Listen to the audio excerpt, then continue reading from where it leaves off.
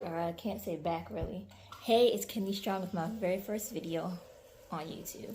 I can say that right. I am a chronic kidney disease warrior. I had just recently got a kidney transplant. I am 2 weeks post-transplant, and I have a special guest. My living donor is going to be speaking with us today to tell you about her process, how she felt, all the ins and outs of being a living kidney donor. As some may or may not know, if you follow me on TikTok, that my daughter was my donor, and a lot of people had questions about like how did she feel, what was the process like. So I figured that I'd bring it to you guys so that you would know from her perspective what she went through, how she's doing currently, and yeah, without further ado, let's get to it. I'm not about to do this with you. Oh my gosh, okay. This is my daughter Desaya. Hey everybody. And we're just going to jump right into it.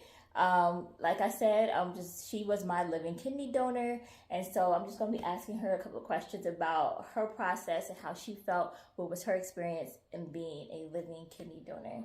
Why did you agree or decide to move forward with being my living kidney donor? Oh, because there's nothing holding me back. I want to see if I was a match so I could give you a kidney. Okay. So were you like scared, or were it just like, oh, let me just kind of see if I'm a match type of thing? And then once you're a match, you kind of got real for you, or what?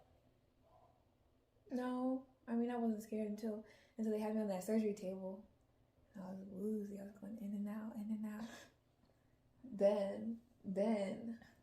No, actually, I was scared before that when they were trying to give me an IV because then I started crying and I had to hold Nanny's hand. So that's what had happened.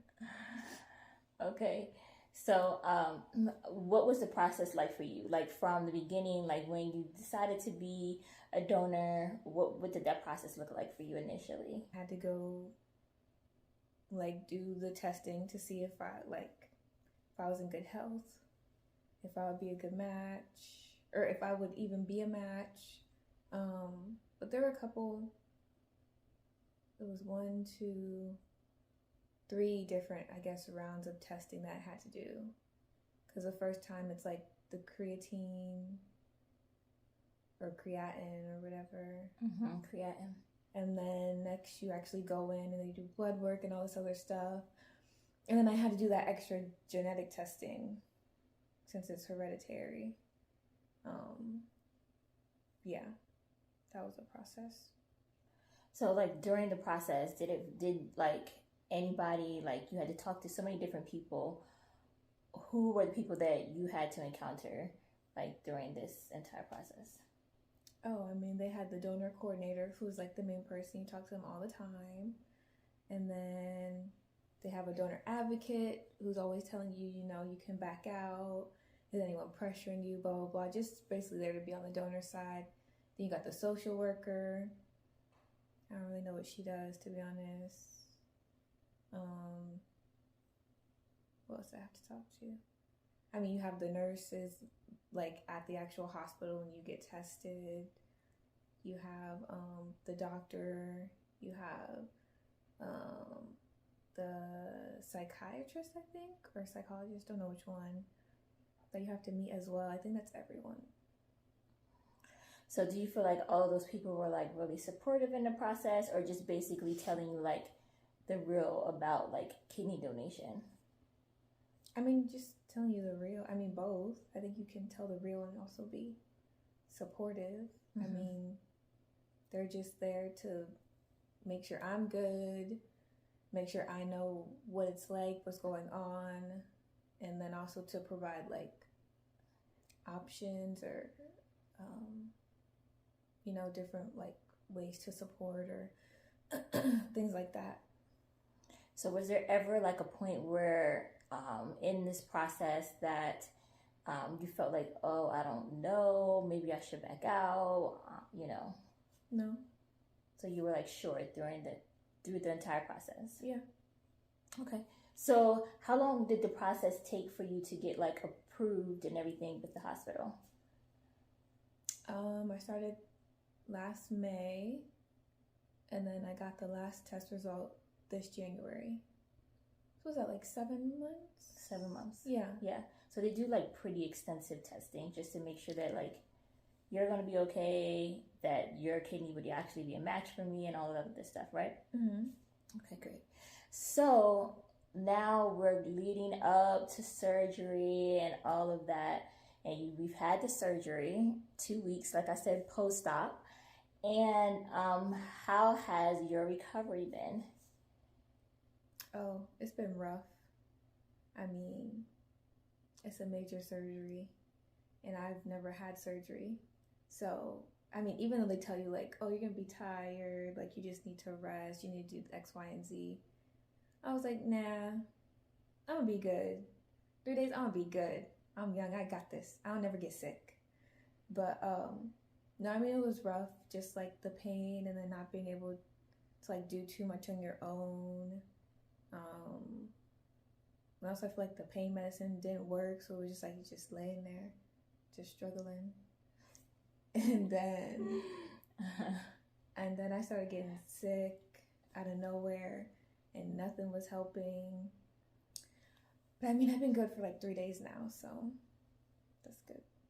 So do you feel like you're on your way back to feeling like your normal self? Yeah, I would say the only thing is that I'm still kind of like tired a lot, but I guess that would take more time. Right. So, yeah. And I think through the entire process with like getting a kidney, you realize like it's major surgery, but I would have to say like even how she felt like, oh, I should be able to bounce back from this quickly, that I kind of felt the same way, even as a chronic kidney disease patient, that, oh, I'm going to bounce back from this fairly quickly. And that is just hasn't been our experience. You really have to give your body time to like heal and adjust and rest, and if you have to take a nap, take a nap. Sit down when you need to sit down. Like, don't try to overdo it. You know, you definitely want to get back into your regular routine, because who wants to like be depending on people and things like that? That's kind of difficult. But you really just have to take it slow and just let it run its course. And day by day, I feel like for myself, I've been getting better in slow increments, and I can see the progression.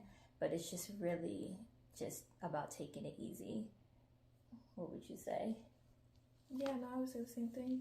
Yeah. Yeah. So, like, if anybody wanted to go through this process and be like a living kidney donor, because, you know, it's very difficult for people to step up and do like organ donation, especially in the African American community. Mm-hmm.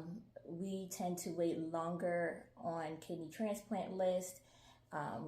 We, you know, tend to not always have the living donors, I think just because of the stigma in the African American community about organ donation in general.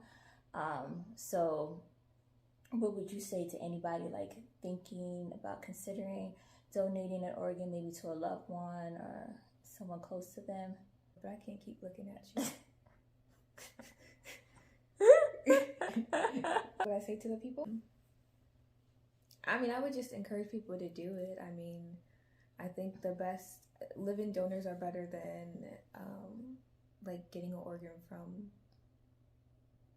Like a cadaver is what they call it, or someone that has passed away. Yeah, that's a good way to put it. I was just gonna say dead person.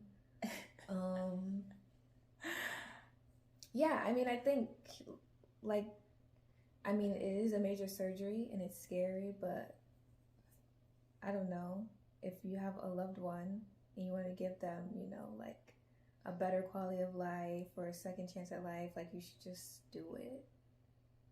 At least see if you're a match, because not everyone is going to be a match, and like it's a really long process, and then especially if it's like it runs in the family, it's hereditary, that could also take you out of the game. And then it's also, especially when it comes to like kidney disease, it's more common in African Americans, and so you have to get tested for that gene as well. And if you even have, you know, if it's a possibility that you have the gene that you could have kidney disease, then you're out. But I mean, at least like do the testing and then take it from there. But I feel like I mean, you only need one kidney to live. You're good. Give up the other one. Don't be stingy. So, I mean, oh my goodness. The process is really long, and I felt like they do really take the time to make sure that the donor is still going to be healthy and still be able to live a healthy lifestyle. Nothing's 100% on both sides, the recipient and the donor. Nothing's ever 100%, but they definitely try their best to go through like the testing and just make sure like that donor is even going to still be healthy and be able to function with one kidney, even if they donate a kidney. And for, like she said, in our family on my father's side, has been hereditary. So it was such a blessing that she does not have the gene for kidney disease. But they definitely check for so many different factors and making sure that, like I said, the donor is going to be healthy. But that is all my questions for today. Thank you so much for joining my show on Kidney Strong. I will have her back with like a 6 month or something update, just like how she's doing and everything like that after like a full recovery. But thank you guys. Until next time, bye. Bye.